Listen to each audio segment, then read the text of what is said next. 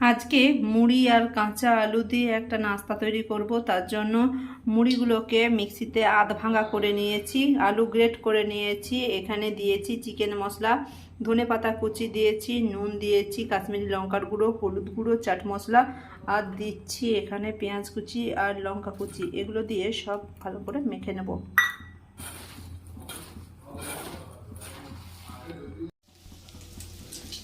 এই মাখাটাতে কিন্তু জলের কোনো প্রয়োজন নেই, এটাতে আলুটা যেহেতু আছে তার জন্য এটাতে এমনিই মাখা হয়ে যাবে। দেখো ভালো করে মেখে দেখো টিকিয়ার মতো করে নিয়েছি। এদিকে কড়াইয়ে তেল গরম করতে দিয়েছি, এগুলো দুটো ভাজতে দিয়ে দিয়েছি। এ দেখো এগুলো ভাজতে দিয়ে দিচ্ছি। এগুলো হচ্ছে কম আঁচে উল্টে পাল্টে দু পিঠটা লাল করে ভেজে নিতে হবে।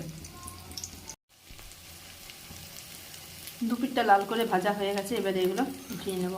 ভিডিওটা দেখার জন্য ধন্যবাদ।